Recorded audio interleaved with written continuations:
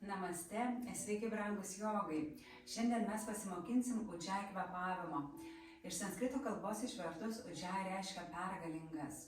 Ir ta pergalė, ar ne, kodėl mums reikalinga pergalė? Mes dažnai turime daug negatyvių minčių, turim negatyvių emocijų, nebūtinai nedaug, kartais užtenka vienos, ar ne, bet griausmingos. Ir ta pergalė reikalinga tarsi prieš patį save. Ir šitas kvėpavimas būtent yra tas kvėpavimas, kuris padeda labai stipriai nurimti, labai stipriai susitelkti į save ir keliauti netgi su šito kvėpavimu galima į asanas, galima į meditaciją. Ir mes tada esam pajėgus iš tos ramybės, ar ne, iš tos sukurtos koncentracijos, kurią padeda sukurti šitas kvėpavimas, spręsti adekvačiau savo problemas, arba tiesiog, kai yra viduje ramybė, ar ne, ta energija būna, kad prateka pro mus. Mes tada galime atsipalaiduoti savo pyktyje, galime atsipalaiduoti savo liūdesyje, galime atsipalaiduoti savo prisirišimuose. Ir mes tuomet, kai atsipalaiduojame, tie vandenys, tos upės, ar ne, nebepasidaro užtvankos ir viskas prateka per mus ir mes esame realiai laisvi nuo to.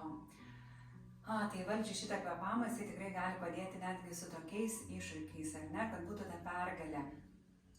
Šitas kvėpavimo pratimas, kuo jisai yra ypatingas, kad jisai yra taip pat labai šildantis kvėpavimo pratimas. Dėl to, pavyzdžiui, jeigu darom jogoj asanas ilgiau, ar ne, tai galite tikrai pereiti į udžai kvėpavimą.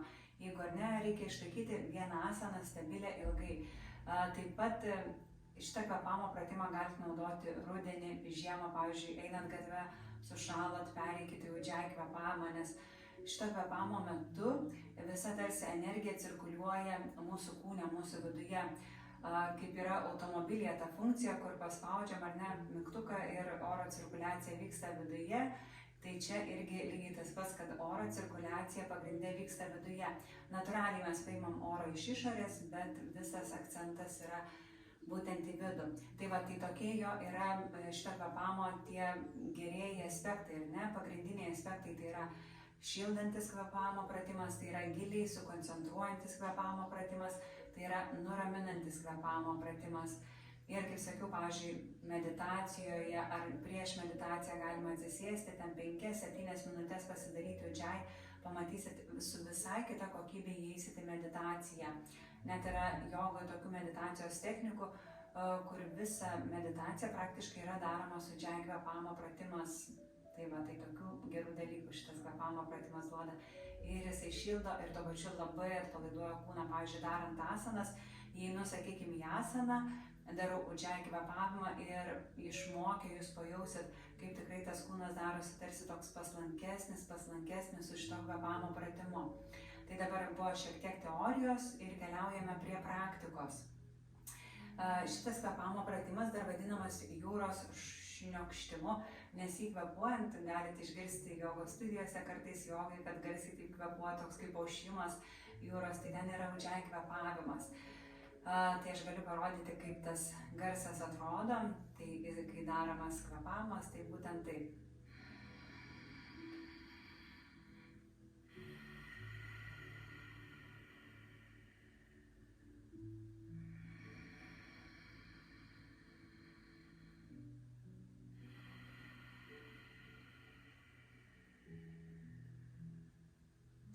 Iš esmės nėra taip svarbu kvėpuoti taip garsiai, tas garsus kvėpavimas buvo labiau pritaikytas meistro Krišnamacharya, kad būtent jisai darydavo masinės tokias jogos scenas, masinius užsiėmimus ir kad mokiniai girdėtų vieni kitus, darant sekas, buvo akcentuojamas tas toksai garsus kvėpavimas.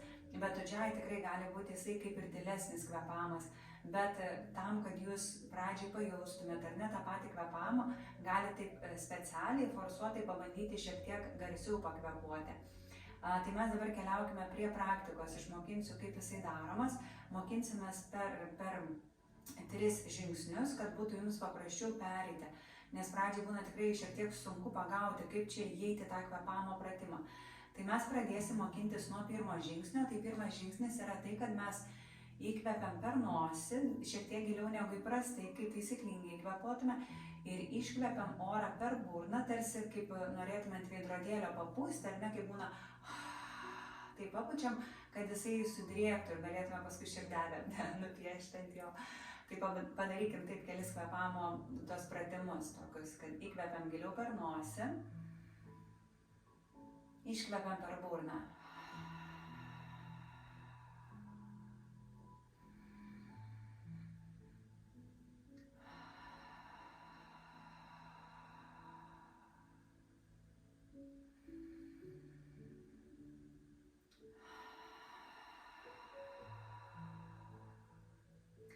Dabar kitas žingsnis, kad įeitume į šitą kvėpavimo pratimą taisyklingai, yra toks, kad mes kaip darėm dabar iškvėpimą per burną, atvira burna, taip dabar uždarom lūpas ir taip tarsi iškvėpinėtume. Įkvepiam per nosį, iškvepiam va taip per burną, tarsi orą norėtume išpūsti, bet jis lieka iš tikrųjų kūno viduje.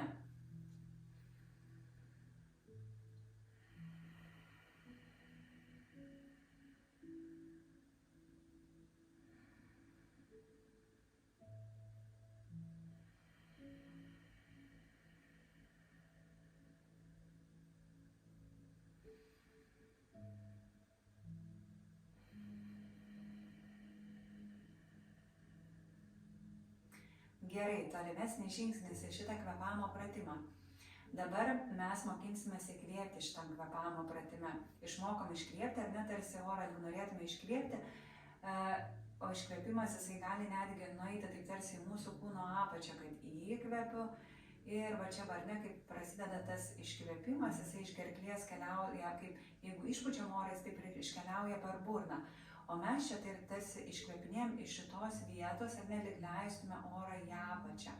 Galima pabandyti tiesiog pradžiai per tą jausmą pereiti. Ir tolimesnis mūsų žingsnis yra tai, kad mes pabandysim orą įkvėpinėti tarsi iš vidaus trauktume. Natūraliai šiek tiek jo įkvėpsim per nosį, bet akcentas eis tas, kad mes tarsi įkvėpinėjom per gerklę.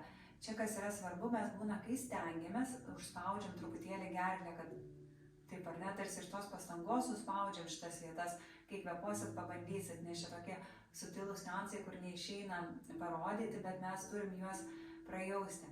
Tai čia atkreipkite dėmesį, kad gerklės nereikia įtempti, o tiesiog tarsi ramiai ir giliai įkvėpinėčiau iš gerklės, oro natūraliai įeis per nosį, nereikia čia visai akcento dėti, bet tarsi akcentas lyg įkvepiu čia per gerklę, ar ne, gali net tas įkvėpimas irgi, kad būtų paprasčiau, galima net vizualizuoti, kad tarsi ar iš trečios čakros, ar iš krūtinės centro, kad tarsi įkvepiu čia orą ir su iškvėpimu atgal leidžiu orą, taip į apačią.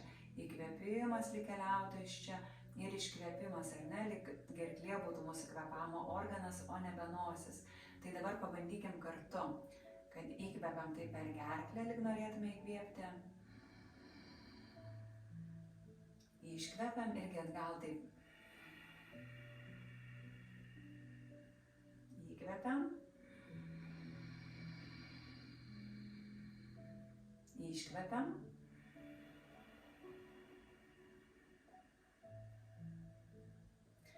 Patikrinkim save, kad gerklė atpalaiduota būtų.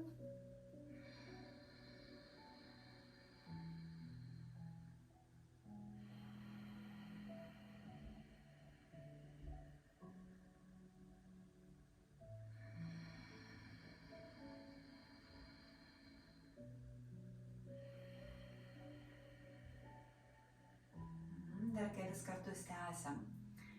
Įkvepiam iš vidaus tarsi.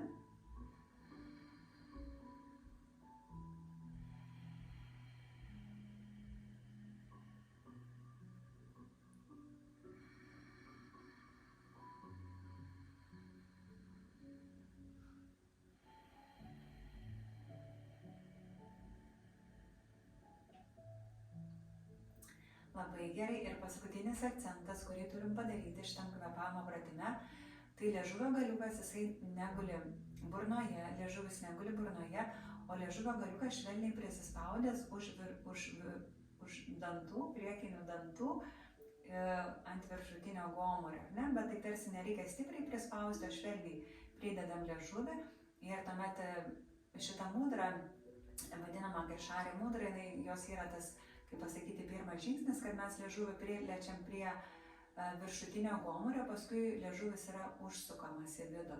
Arba dar, jeigu dar einam gilyn, jis yra įstumiamas į gerklę. Bet mums užteks to, ar ne, kad priglauskim liežuvį prie viršutinio gomurio. Toks liežuvio uždarimas prie viršutinio gomurio padeda išlaikyti energiją savyje, kad mes tarsi iš kūno neprarastume energijos. Dėl to tolimesnėse jogos praktikose mes, kai mokinsimės irgi daryti asanas su udžai kvėpavimu, reikės liežuvio galiuką švelniai priglausti prie viršutinio gomurio. Gerai, pabandykim dar kartą patiesinti nugarą, užsimerkti kelioms akimirkoms. Ir vėl taip gerklė atpalaiduota, veidas atpalaiduotas, pečiai be jokios įtampos. Tarsi jau būtumėm, tarsi jau 1000 metų mokėtume kvėpuoti udžai kvėpavimu, nereikėtų jokios pastangos, ar ne? Per tokį pojūtį. Užsimerkiam. Liežuvio galiuką švelniai prie viršutinio gomurio ir kvėpuojam kūno viduje, tarsi per gerklę. Įkvėpinėtume orą ir iškvėpinėtume atgal į kūną.